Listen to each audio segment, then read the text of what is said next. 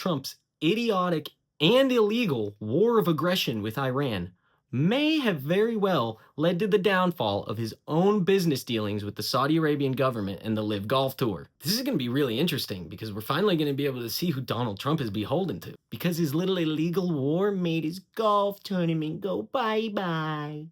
We'll see. This really could be the motivation he needs to finally wrap this thing up. Not a girls' school being bombed, not your sons and your daughters going to die in another war overseas, but golf. Like, this ironically could be a better leverage operation on Trump than him a year-old. Like, what world do we live in? Wow, what a month for the game of golf in politics. My worlds are really converging, y'all. Tiger Woods gets his DUI and then goes running off into the bushes to call Daddy Trump, and then the LIV Golf Tour announces their intent to halt future tournaments, citing attendance issues and the Iran war as the main causes right now. Welcome back to the channel, y'all. I'm the Blue Collar Progressive. On this channel, I provide commentary on political stories that interest me, but also from my perspective as a young man navigating the world as a blue-collar worker. If you guys are new to the channel and you enjoy the content, I ask you to please like and subscribe. It goes a long way. Now, as a lifelong golfer, I'm entertained anytime I hear golf making its way into political news, so let's set the stage and have some fun with this one, shall we? A few years back, a rival to the PGA Tour, which is essentially golf's only pro league, was formed called the LIV Golf Tour. Now, you should know that this league was started with the help of the Saudi Arabian government's public wealth fund. This is all part of their ongoing project of holding a number of elite-level athletic events for the purposes of rehabilitating their image in front of the world. Now, we've seen this recently in a number of different arenas, like the now famous Riyadh Comedy Festival, which was largely publicly regarded as distasteful. Progressive comedians like Bill Burr were rightly criticized for their hypocritical act of turning a blind eye to perform for a government that is notorious for atrocities. Others regarded participants of the festival as having accepted blood money for their performances in the Saudi Arabian city. So think of sports as just another avenue that the Saudi Arabian government uses to woo the public with. Okay, so back to the timeline of events. Trump took sides with the LIV Golf Tour in 2022 when they inked contracts to play their tournaments on at least 2 of his courses. Although the amount that he was given in return for hosting the tournaments has been speculated to be the lowest of all those involved in the deal. So remember that in the background of this whole story, all right? That the deal wasn't even that great, all right?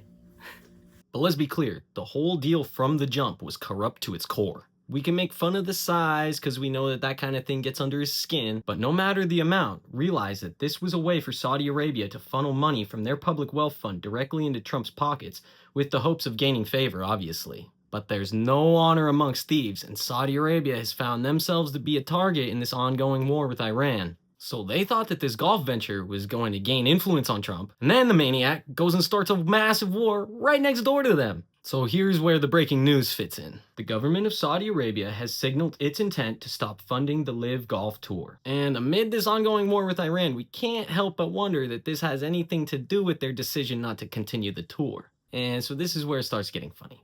Trump's idiotic and illegal war of aggression with Iran may have very well led to the downfall of his own business dealings with the Saudi Arabian government and the LIV Golf Tour.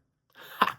How is that for poetic justice? So we have to try to keep things straight here, all right, because the logic is tough to follow. So remember, Trump is trying to sell this war as a net positive for the US in the long run. But it's also proving to be bad for his little golf business now. And to me, this is what doesn't make sense, given Trump's track record of being extremely self-motivated.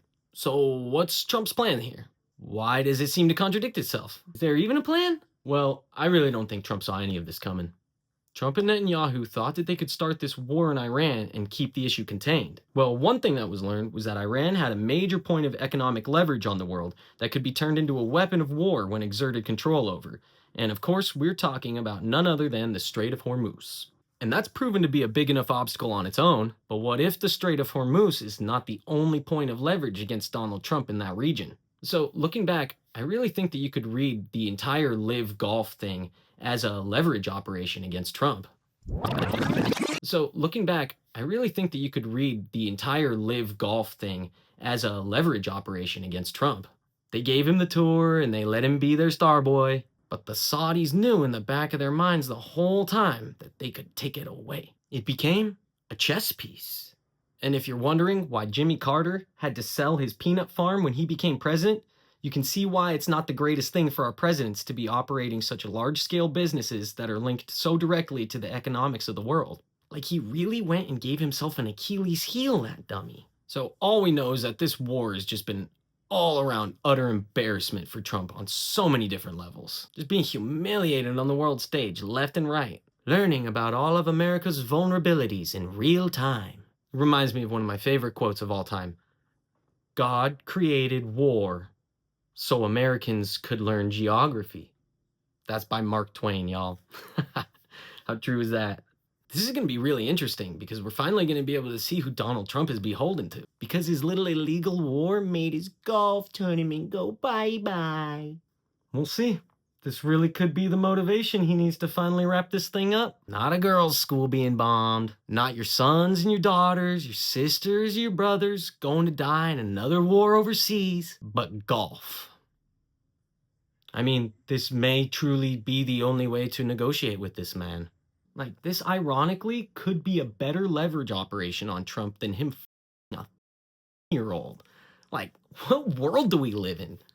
So anyways, that's pretty much the end of the story there, but there were a number of these high-level pros that decided to follow their dear leader Trump over to the LIV Golf Tour, and they're just kind of stuck in limbo right now. So some golfers went pretty mask off MAGA, like Bryson DeChambeau and Phil Mickelson, but those same players are now going to have to try to grovel back to the PGA to get deals with the tour again.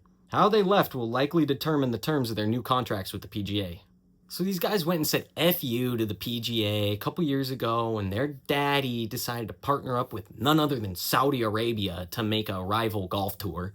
Kind of like being like, haha, we don't have to play by your guys' rules anymore because we made our own thing, you know? Trump was even quoted down-talking any of the players that didn't want to sign on to the new league. I wonder if the PGA players who didn't heed my advice and take the massive amounts of money that was offered to them by LIV Golf feel somewhat stupid right now, he sneered on social media. And now, only 3 years later, these same players are looking at catastrophe. Poetic justice. They trusted in him, and look at what it got them. Look at how pompous and arrogant he was about it all, and he totally screwed them over in the end. You know, it's almost akin to a pump and dump scheme. Like, what he did was he did a rug pull on all of these players. They bought what he was selling, and now the stock's plummeting and they're sinking along with the ship. But I'm so here for all of these golf humiliation rituals happening, though. Remember, this news is also on the heels of him getting his membership bid at Augusta denied.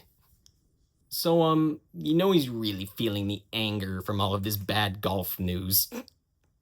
But remember Obama, all he did was golf. Anyways, thanks for watching, y'all. A little bit of a silly video today, but I appreciate you rocking with me as always. As a new channel, I'm still asking for people to subscribe if they enjoy the content, and also to leave a comment in the comment section. I'd love to hear what you guys have to say. Anyways, until next time, it's your boy Blue Collar Progressive signing out.